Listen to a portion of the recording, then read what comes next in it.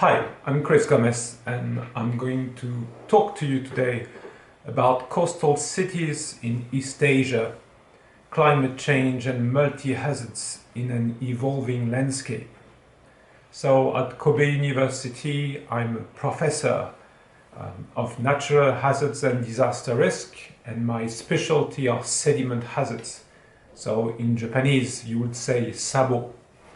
And I'm not here to talk to you about sabo, but I'm going to explain to you why, especially in Japan, you have different set of hazards and disasters that people have been arbitrarily separating from either sea hazards, mountain hazards, floodplain hazards.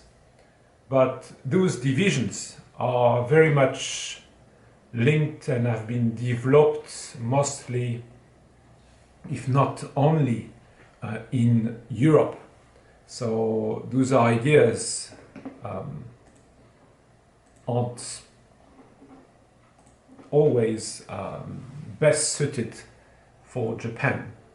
So today, what I want us to do is to be able to look at things but in a broader sense. So I'm going to talk to you about maritime and marine hazards and disaster risk, but I don't want you to focus only on what's happening on the sea, because actually most of people are on land. So it's more about how our position towards the sea is influencing hazards and how the development that have taken place over time, how those will influence present days hazards and what's going to come. The other point we are going to tackle, or I want you to think about when you're listening to this video, watching this video, sorry, is also to think about the future. Like, scientists are very good in general to talk about past events, like the 2011 tsunami and earthquake events, the 2018 hazards links to flooding and debris flow, 2017 in Asakura. So we look at what happens in the past and we try to understand and learn from it. But in some ways, we must not be so good at it because we still face hazards and disasters all the time. So why is that despite all the energy, all the efforts we put in, we are still every year seeing people losing life and livelihood? And don't you think that we should be looking into the future instead of just looking into the past? So today this will be, I would say, the main backdrop I would like you to think the lecture against. そう、今日は英語の授業になりますので、ゆっくり聞いて、でビデオになることになりまして、まあこれはある程度いいことではないかなと思ってるのは、もう英語で聞くとなんか聞き取れない場合もあるので、もう何回でも聞いてもいいし、で、わからない単語が出たらとかわからないことがあったら、まあこれはまた、辞書を使って、で、単語の意味とかを探してください。で、あなたたちはもう、ググったりとか、また、ウィキペディアを使うのが多いんで、それはもう素晴らしいと思いますけれども、専門の言葉はウィキペディアとか Google に聞くと、まあ完全にもう、物足りないことになりますですね。そのググったとか、またウィキペディアに出てくるの言葉の意味とかいらっしゃる調べるときに、まあ一般の方は我々も一般の方ですけど、学生じゃないのも立場で普通の大学外の方が見るものでいいんだと思いますけれども、もうあなたたち学生としては、大学の学生としてはもっと細かくものを理解しないといけないと、またそのウィキペディアに間違ったものとか情報も気づくことが必要なので、もうちょっと細かくものを調べた方がいいと思います。Okay, so I'm going to talk to you about coastal cities in East Asia, climate change and multi-hazards in an evolving landscape. So what I would like us or you guys to take home. So what do I mean by that? I mean that this is what I want you to learn from the slides. So you're going to see I'm going to look down because I'm looking at the computer when I'm talking to you. So climate change, sea level rise, so SLR stands for sea level rise, is a river and first an upstream issue. So what do I mean by that? We're going to see in a second, but climate change, sea level rise, it's not a sea problem actually. If it was just the sea going up, the ocean going up, that wouldn't be a problem. The problem is more complicated than this, and you need to understand it. Because it will clog gravity water pipes and create disconnected flooding in the city, like what we have seen in Christchurch in New Zealand in 2011, and I will explain this. In earthquake-prone island arcs, typhoons, sea level rise can transform also 2 to 3 meters tsunami to a 7 meters wave. Very often, and in if not all the cases, specialists, and that's the word specialist, which is the problem. People have specialized, scientists are specialized, and everyone will tell you we must specialize, otherwise what we do makes no sense. The only difficulty is that with so many specialists, they all get it wrong, because they only focus on one thing. Nature doesn't work on one small angle. It has a multiple angle and multiple directions. And it's important that you understand those. Even if you specialize in one thing, you cannot ignore the rest. Science has been very bad at doing this. Engineering has been very bad at doing this. And your generation needs to change this. Otherwise, you're going to catastrophe, like we are doing today. Now, I'm saying it's not Vegas, because in Vegas, what happens in Vegas stays in Vegas. Means that what happens in the countryside does not stay in the countryside. So that's the other element. Today, especially in Japan, population is moving towards the city, and there is a tendency to kind of not ignore, but there is less funding and less people available to take care of what's happening in the countryside. And one of the problems we have seen also with climate change are the issues of wood debris. And wood debris can then enter the sea as well. And finally, the increased urbanizations needs to include the connected system to plan for resilience. So that's what I was saying earlier. There is a general move internationally to connect things, stop being too focused on one element. This kind of intellectual movement has not been very strong in Japan yet. I would say that it's still lagging behind, but it's my role as an educator to bring you into this new kind of thinking. So why are coastal areas important? Well, when you look at the main ports, Tokyo has 14 million people, Shanghai has 26.5, Hong Kong 7.5, and Jakarta 14 million. So huge cities that have developed right by the sea. And there is no mystery there. One of the main reasons is because of economic reason and the need to trade.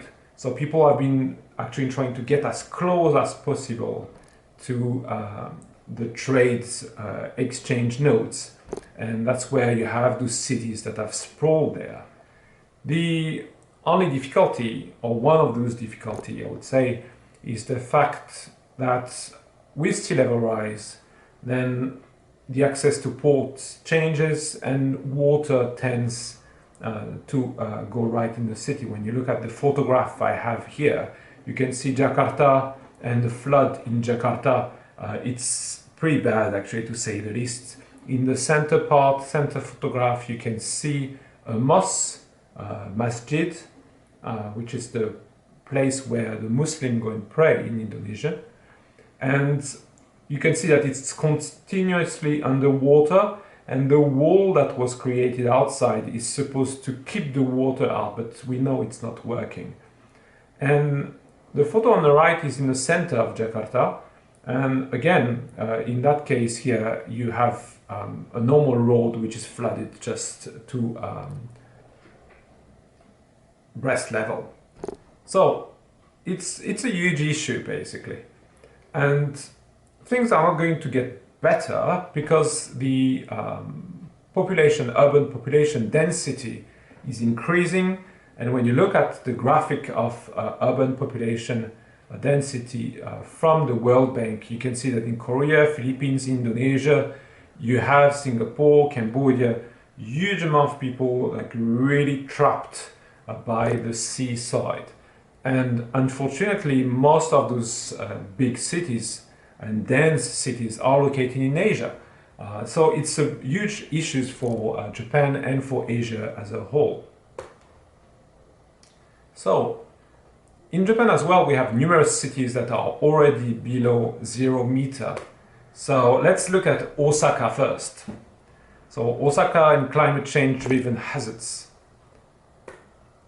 So when you look at the map today, this is the Bay of Osaka and with the river mouth there. And in blue on the map, I have signified all the areas which are already under 0 meter.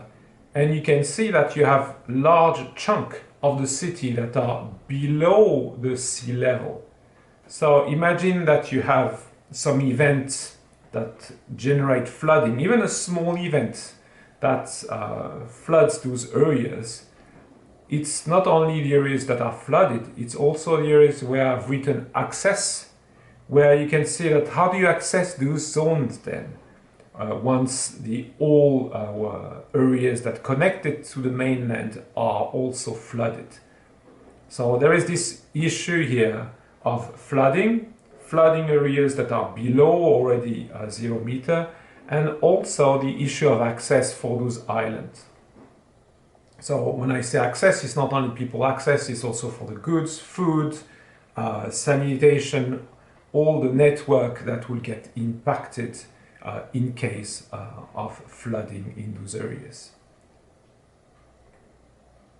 And if you zoom on those different areas, you can see that you have different type of buildings, but in the northern part, you can also see that those are 1 to 2 story houses.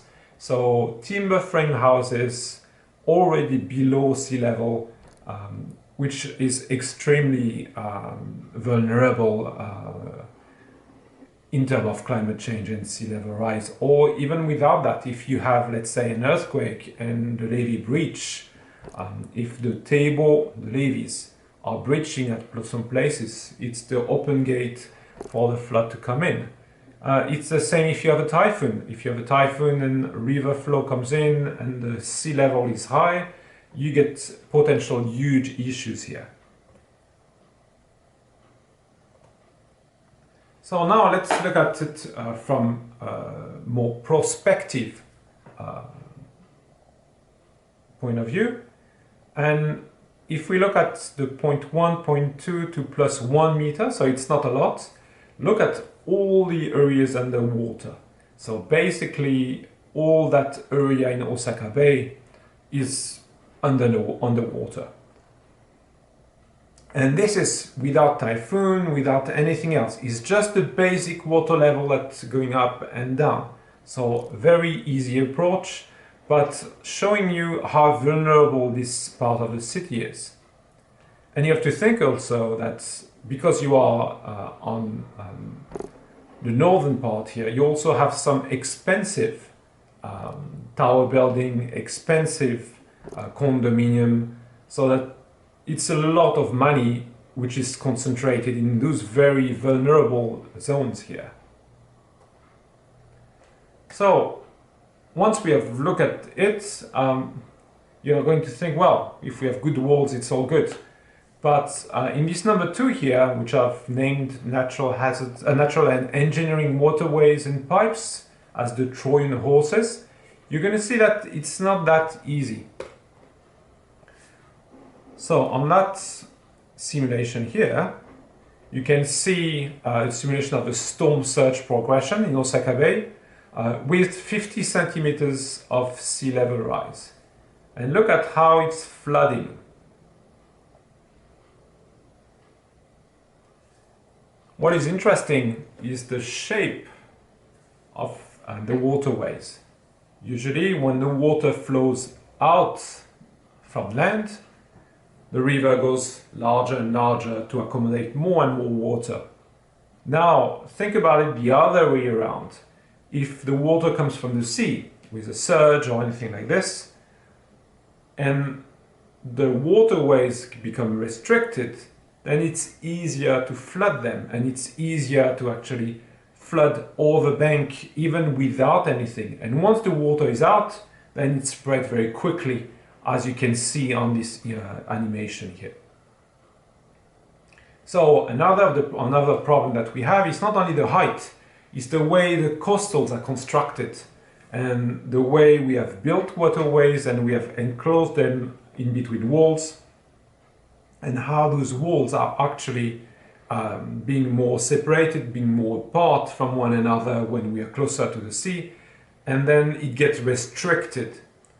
This is fine when it's just a water flow coming out, but when we have sea level rise, you have actually different issues that happen up here. Up here was the word I was looking for. Now, let's think about what I was telling you in the objective of this lecture. You can all imagine what I was saying about the sea level rise and the surge coming up. That's easy. The other issue is a bit more complicated. Well, maybe a bit more unusual. It's not complicated, it's very easy actually. So imagine you have a sea level rise like you can see on the graph on the top right, where the sea level goes from 0 meter here to this new blue line there, okay? And in purple here, we have the ground level. So this is underwater, and this is the ground in the river. 実は上流に起きることがもう下流の方にも影響を起こす。で、逆もあって、下流に起こることが上流でも影響を起こします。で、それを考えるためにやっぱり連携作らないといけない。その連携は分野関係なく物をつなげる必要がある。だから今日はその話を日本語にするのはとても大事なことですね。その研究は十分やらせてないことです。で、最近名前を付けられてマルティハザードと言ってるんですけれども、マルティハザードを利用してもういつも通りの研究やってる人たちが多いから、実はそうじゃなくて新しい研究が必要で、新しい研究に当たるのは新しいのことではないかなと思う。次の世代の日本人にも当たるではないかなと思って、その説明は日本語でさせていただきました。それで英語で続きます。Okay, so there is a very good example of that, which is Christchurch in New Zealand. So what happened in Christchurch? In Christchurch, we didn't have a sudden sea level rise, but we had an earthquake. And the earthquake brought the land down by 1 meter, meaning that the water level was then up by 1 meter. And you can see some of the local effect here on the photograph. And Christchurch is here. CBD is the central business district. And you have the old New Brighton area by the sea and the Waimakariri River, which is just to the north. And the location of Christchurch is right here on the South Island. And I used to live there actually when the earthquake occurred. I was there until 2017. So I just arrived in Japan in 2017 before I was working for a while at Canterbury University in Christchurch, and that's when I got the opportunity to work on this issue. And I've been working with civil engineers like Sonia Giovannizzi and specialists of environmental and geoscience like Dr. Deirdre Hart. So what did we work on? Well, I would have liked to share some data, but actually most of the data I have are private data, so I cannot show them. But what we know is that because of the sea level rise, local sea level rise, each time we had then rainfall, the rivers, like you can see on top, started to flood very easily. So previous to that earthquake, rainfall would come through and the water would go through the river and that's it. But because the land was lower, then all of a sudden we had a lot of flood in the city, like you can see here in stage in front of the Edgware Mowers. That was quite close to my house actually.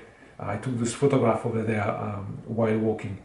And what is interesting on the photograph on the left here is that you can see here that water coming out. This is the water pipe. So the water pipe is connected to the river. Because the river level is higher, then the water that goes into the water pipe cannot go in anymore. So it comes out right there in the middle of the city. So the flood is occurring away from the river because that water pipe is connected to the river. And this is also an important element that we seldom think about. This whole infrastructure network we have is also in some ways one of the weaknesses. これもちょっと日本語で言っときますけれども、これはクライストチャーチに起きた地震の後で、地震は今関係ないんですけども、地震の影響で地面が1メーターぐらい下がったので、その1メーターぐらいに下がったとの影響が海のレベルが1メーター上がったと同じなことになっています。で、そのせいで、ちょっと雨が降った時に、普段が問題なかったんですけれども、すぐ川がこんな感じ、今の写真で見えてるのがもう増水して、で、水害を起こしてたんですよね。で、その水害のことが、右側に見えてるのか、エッジウェアマワーズに見えてるんですけれども、その写真のところで、じゃあ川から水が来たとかと思ったら、そうだけじゃではないですよね。で、左側の車が多いの写真を見て、多いでは多くない日本ではのところを見ると、ちょうど柱の左側にちょっと水が溢れてる中に見えてる。何が起きてるんですよね。それなんか道路の下、日本にもあるのと同じで、その雨水を流すためにもうパイプがありますね。で、そのパイプ自体が海とかまた川につながるんですけれども、川のレベルが上がれば流れてる重力で流れてる水が流れなくなるんですよね。で、パイプ自体がもう満タンになってきて、で、だんだん水が上流に入ると、下流の方とか町の方にパイプからも水が流れるより溢れることになる。で、たまに日本にはあるんですけれども、海のレベルが上がるほど、もうだんだんこの問題が大きくなるんですよね。だから、こんな感じの問題が実は日本にもこれから起きる可能性がとても高い。起きる可能性が高いのはこれから起きます。で、今回は地震の影響ですけれども、地震がなくても実はこれから起きる。で、日本で地震もちろんあるので、例えば仙台の方に2011年の地震の影響で仙台の平野が場所によるんですけれども、仙台市の方には1メーターぐらい下がったので、似たような問題が起きている。なので、これからどうすればいいとかいろいろ考える必要があると思います。And when you look at the coastal areas, what is also occurring is that when you have the earthquake and river constrictions is occurring, then you increase floods as well. You have actually worse impact. So on the data that you can see on the left, this is called LiDAR data. And what we have done is to put two LiDAR data together and make a difference between the two. So we know how much change we had post-earthquake. And this is also an issue that we have in Japan, where the coastal areas are made of fine sediments that are unconsolidated. So each time it's shaking, you have liquefaction, other factors, and the geometry of the land change. And in such cases, and that's when you actually also increase the flooding issues. But what was interesting in that place here, and you can't see much of it in that case, is the fact that in the estuary, because the river slope has changed, you know what I was telling you just earlier, it means that you have less water energy, so the sediments are depositing more in the estuary. And because of that, it means that it's even easier to flood, because places where you used to have water, now you have sediments. So once you have this fill up of sediments and you have water coming in, then things are building up again. So that was some of the issues. And at a conference, we presented the results with that group of colleagues, Deirdre Hart, Giovinazzi, Do Seong-byun, Craig Davis, Soo-young Ko, myself, Kering Hoki, and Derek Todd. It's an international team from Korea, Australia, New Zealand, and USA. And this is a table here when we summarize all the effects of rainfall with land linked to the earthquake, but also a link that would be a link to climate change. Climate change will have similar effects. So I will let you to read these on your own. I don't want to read all the table on my, here on the video, it's not the point. But you can see that actually you have a lot of different components that interact with one another. And it's important to work or to start working at the confluence between those different elements. So for those of you who are in my laboratory, if you're interested in that, it's something you can be working on for your research thesis. Historical evolution, so that's number 3. If we go back to Osaka and we go back to the 1930s, you can see how the land has changed over time. From 1930-36, we have also the sea area, which is unbuilt. Then in 1947, 65, 78, 84, 2007. So with this evolution of men actually advancing on the sea, it's important to understand that it's not sea level rise which is the issue, or the river, or all of this. It's the way we have developed our cities. We have been creating those cities over time without taking care of planning for the future. So remember what I was telling you just at the start. I was telling you scientists are very good at looking at the back behind themselves and think, oh, we had that, so let's solve that problem. But we are not so good at looking in front of us. And when you put all those elements historically on the timeline, you realize that we have been digging our own grave. It's not something that happens to us, it's something that we have done to us. And that's why it's important to actually think over time and not in one snapshot. そう、授業の始まりで説明してた通りで、自然災害を考えると、なんか自然が問題だと思うんですね。さっき話してたの、海のレベルが上がるとか、川の流れ方が変わるとかなんですけれども、歴史の場面で考えると、もう実はなんか人間が作った社会システムと投資システムが弱いですね。で、なぜそれが起きているのは、前の問題を見て、じゃあ同じ失敗しないように、それベストの時にね、いつもそうじゃないんだけど、失敗の繰り返しが多いなんですけれども、失敗しないように新しいシステムを作ろうと思ってるんですけれども、誰も先を考えてない。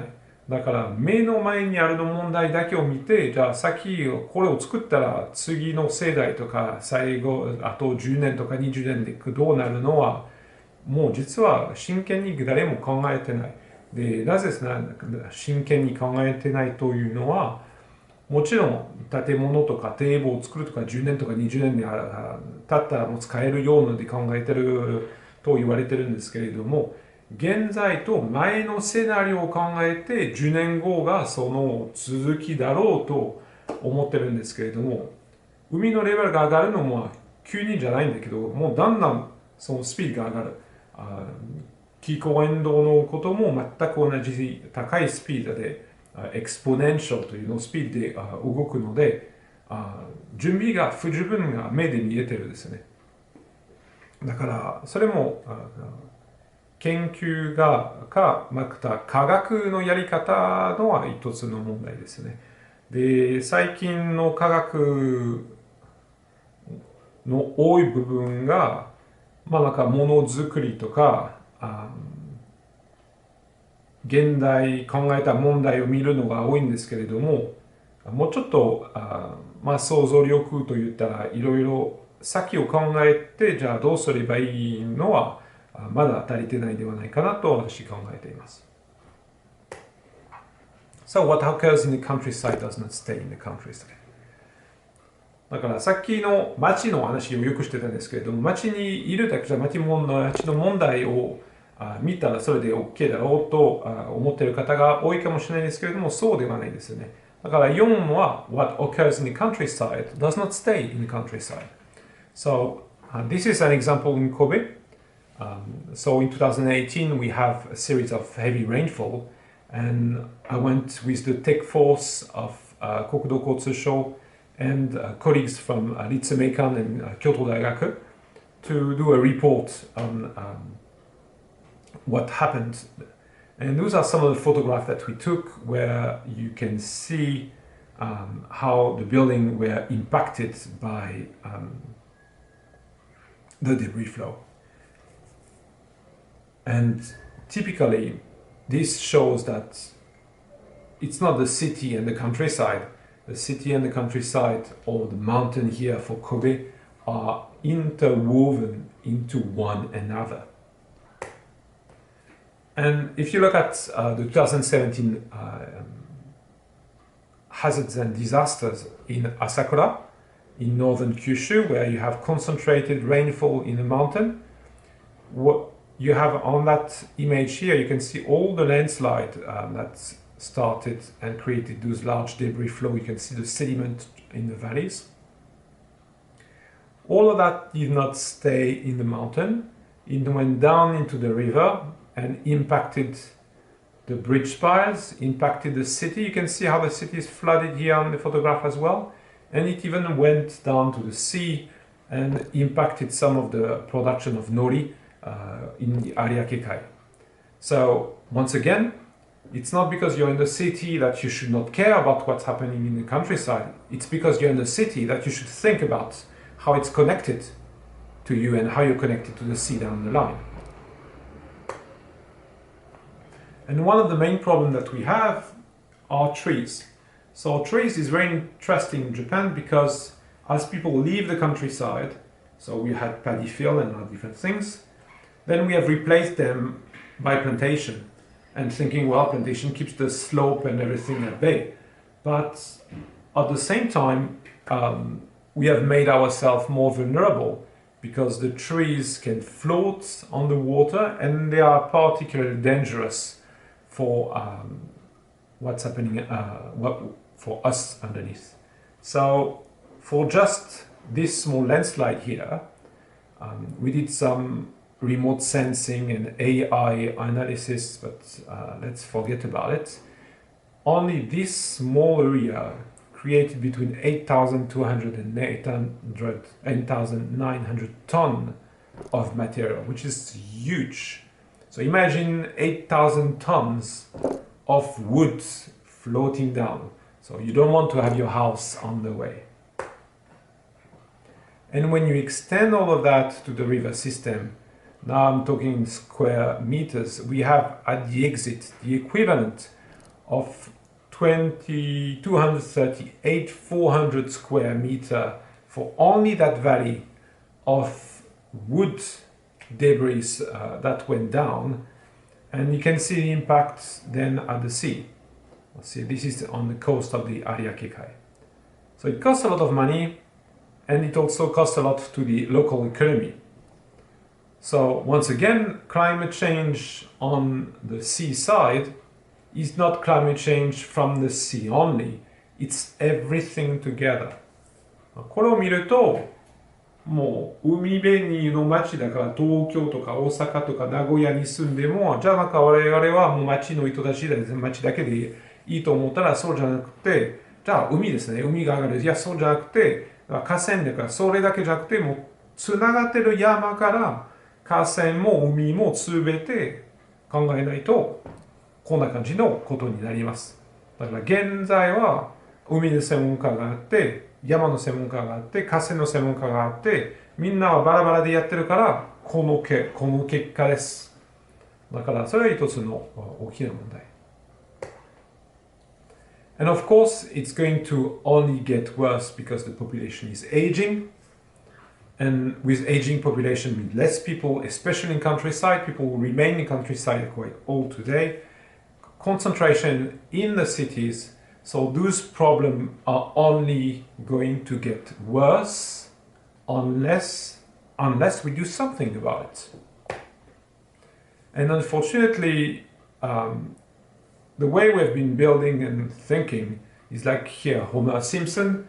We have been eating actually the sweet part of the donuts, leaving the bread for the end, and that's all we are left with. So imagine aging population like this. That guy is not going to run to the shelter, so the escape system, the shelter, Hinanjo system, Inanbasho, is not working so well. And because of the population which is aging, it means that we have less tax coming in, and less tax coming in means less money to build and maintain the infrastructure. And this in turn doesn't protect the population anymore. So you see how it's a circular problem, and we need to actually change that circular system.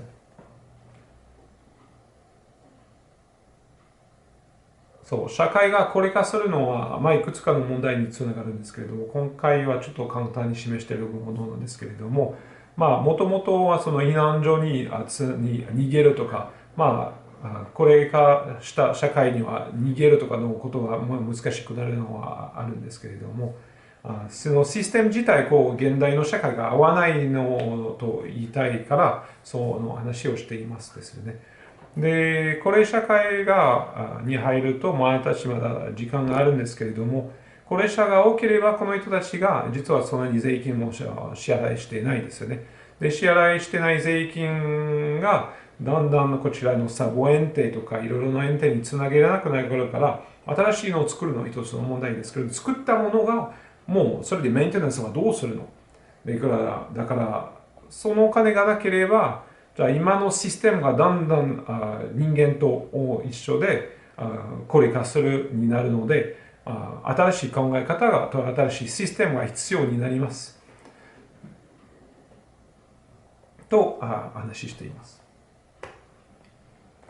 So, when you look at it, as I was telling you, it's a compound of different things together that needs to be brought together.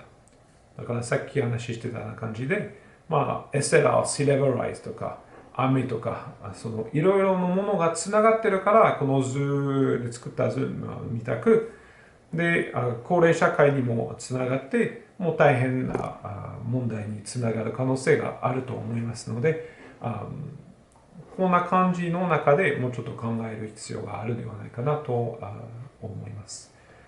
実は来週間あたり、あなたたちよりの後輩に説明する日があるのか、ポスターな感じのなんちゃらなんちゃらの学部の中に研究のプレゼンするの日があるので、もし興味があれば、自分の研究にならないとしても、もっと知りたければ、ぜひ質問とか聞きに来てください。